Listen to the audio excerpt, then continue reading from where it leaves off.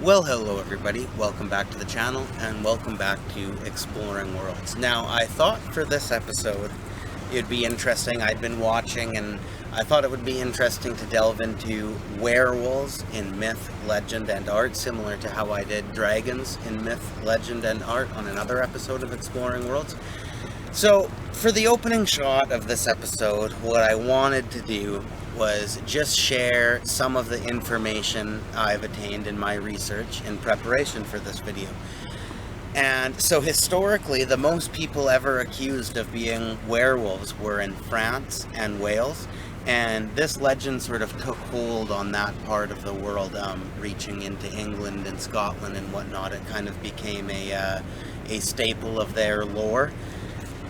And so a lot of times in history, a woman who was accused of being a witch, then their husband would then be accused of being a werewolf. That's actually something that's not spoken about in the history of that subject matter.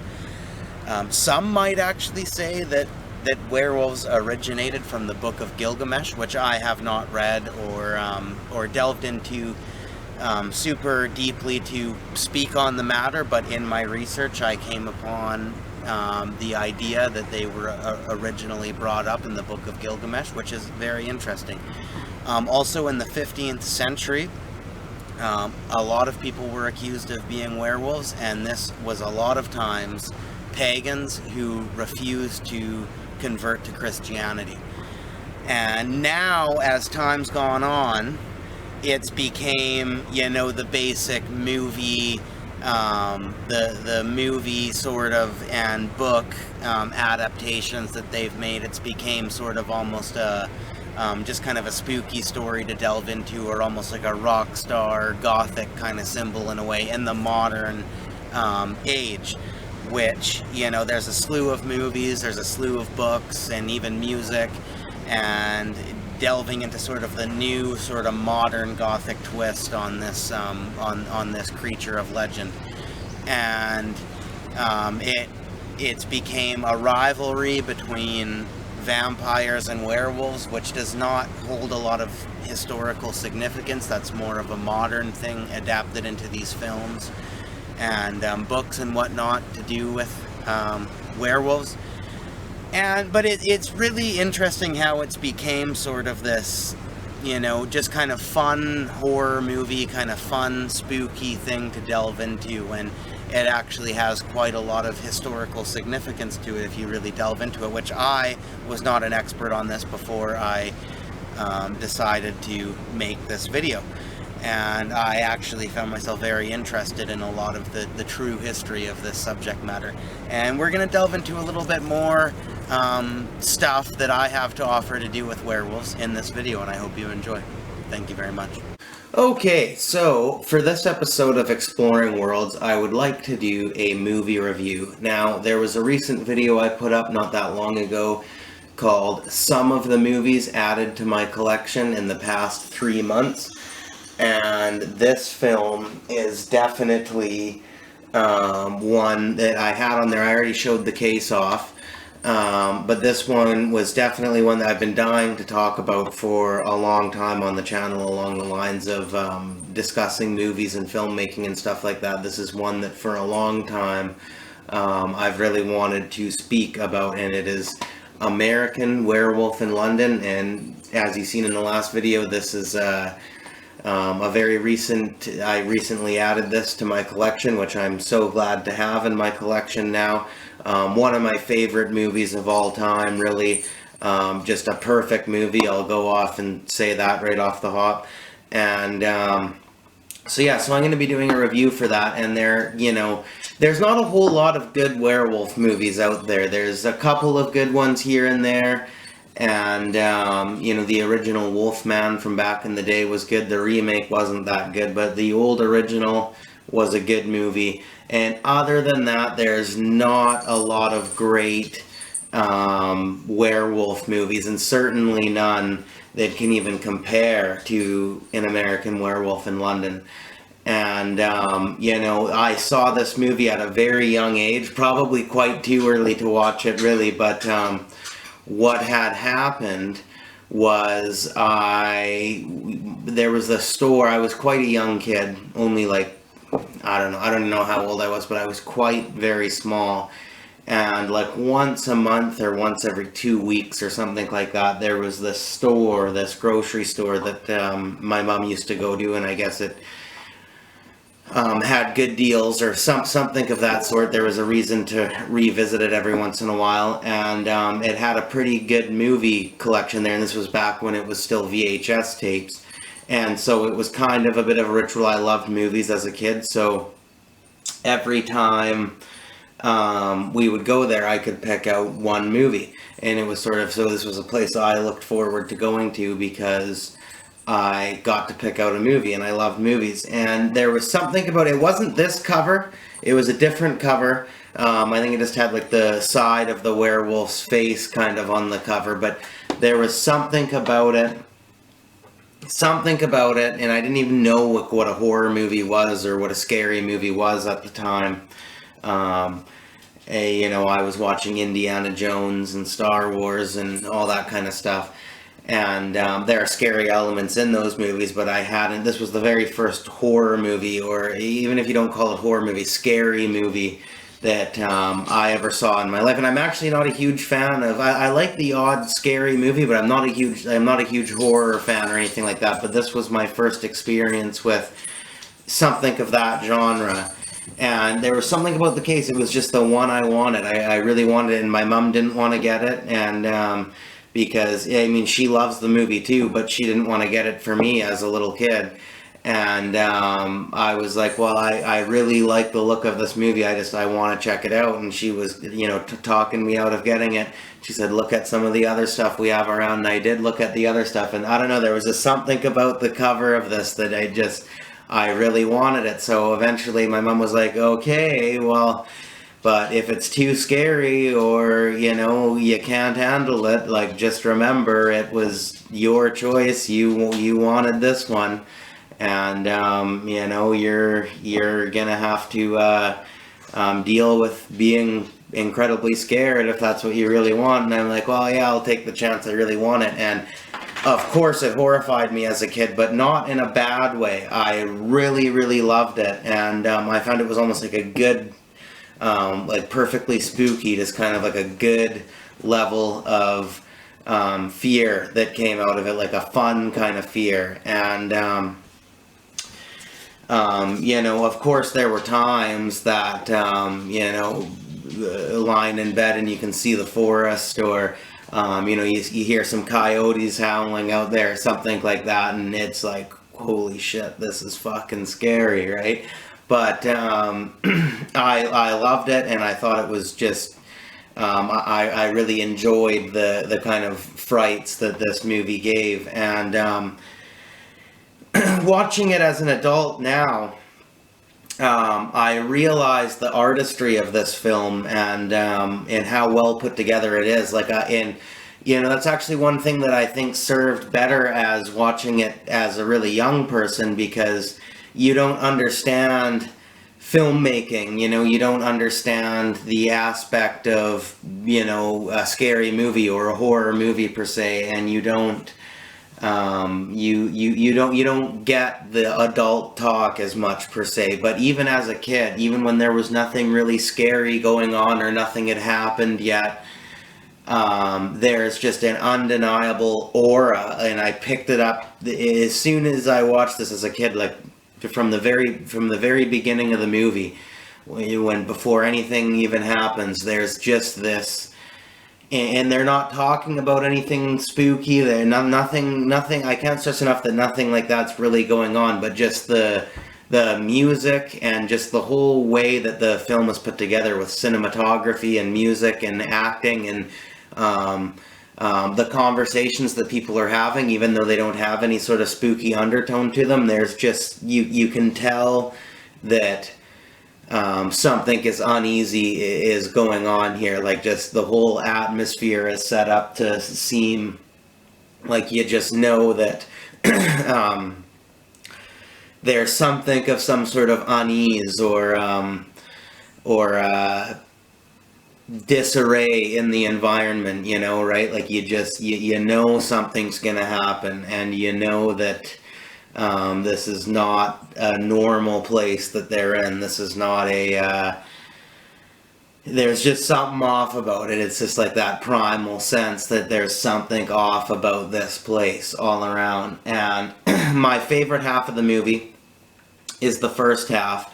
The scene where they go into the pub and the people are all sort of weird, and you can tell that there's something that they're hiding. You can tell that there's something spooky going on, but you can't quite put your finger on it. And these two are American strangers to England, and they're kind of trying to figure out what's going on, but they don't quite know. Very effective, very well acted on everybody's part, from the two main actors to everybody in the pub. And that's a brilliant scene. And then when they're walking on the moors, they've been given a warning to beware the moon and steer clear of the moors. And they forget, and they end up walking just on the moors in the middle of the fields, in the middle of nowhere. And then as they're walking more, they start to remember that it's a full moon, beware the moon, and stay off the moors. And they're like, well, oops, right? Like, what do we do here? Those people are probably just kind of crazy and weird. Like, let's not worry about it too much. But I guess we didn't follow the rules that they said to stick to. And then they hear this howl.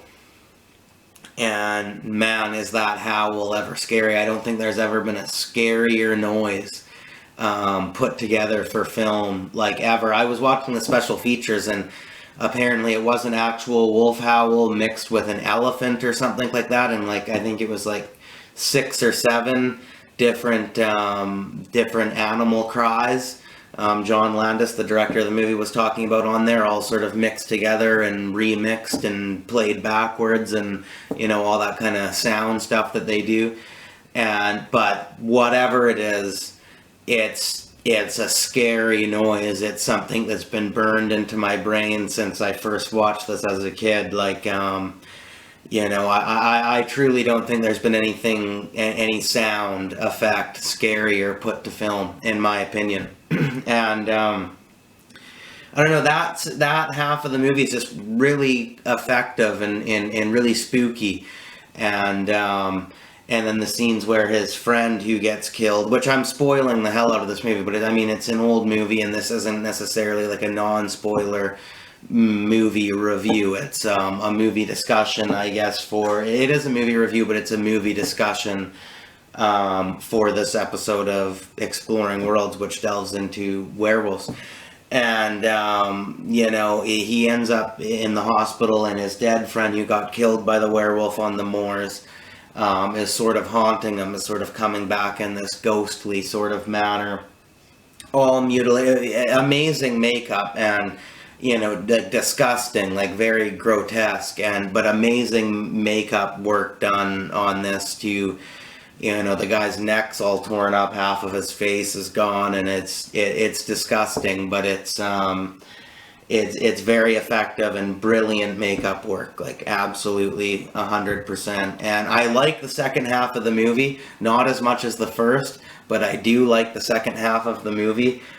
Because the second half, it's very scary, and the whole movie is very scary, but it's also very funny. It has a perfect amount of humor in the movie, and a perfect blend of that scary horror mixed with humor, done exquisitely, actually.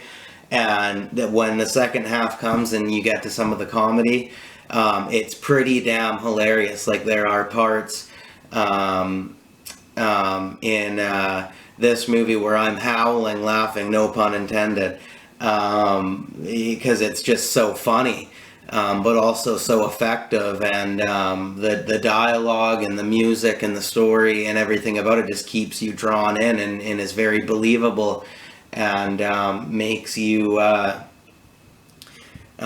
makes you just, it all blends together seamlessly. Like, you don't feel like the humor's out of place or the horror's out of place. It all blends together seamlessly.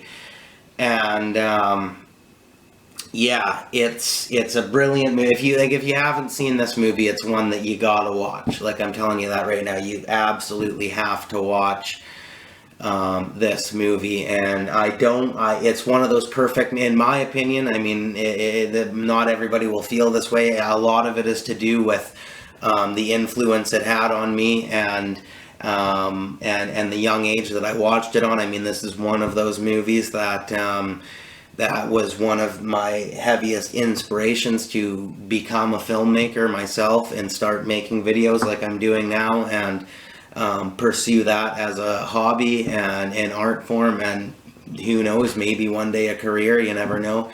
This was one of the movies that coaxed me to, influenced me to get into that whole sort of world, right? So yeah, I mean, it even says on the case here, a full-blooded horror film that happens to have a sharp sense of humor. And that's a very good criticism that's left on there by a critic named Leonard Maltin. Yeah, and again, this is it's called Full Moon Edition. This is the special edition I have here on DVD.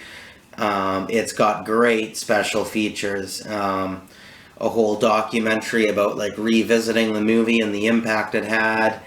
All new interviews with, it has the original making of, all new interviews with the actors, like, from fairly recent time. I mean, I don't know when this was exactly printed, this edition, but relatively recent interviews, like, with the actors and the filmmakers. And yeah, I'm trying to think of anything bad to say about the movie. What kind of flaws it would have. To me, it's just one of those perfect movies out there. It really is. I can't think of a whole lot of flaws. I'm gonna pause for 1 second to see if I can think of any flaws in this movie.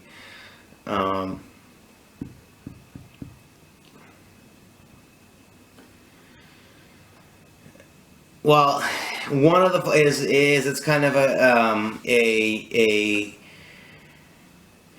it's counter active, because I think the scenes where it takes place in London and the werewolf is rampaging the streets, it's, for one, they do a lot of humor in that too. It's not meant to be it's meant to be scary and, like, serious in a certain way, but it's not meant to be like this super cold kind of serious thing. It's played out in a way that has a lot of humor, and some of that humor is, like, quite hilarious. I mean, in the context of watching a movie, it's quite hilarious, and that's when you're laughing quite a bit. But at the same time, as far as the horror side of it, it didn't deliver as good as, when they're on the moors and whatnot. It didn't have that primal fear per se. It had more of a urban aspect to it, which it isn't necessarily a flaw, but it's something to mention as far as, could have been tweaked a little bit better.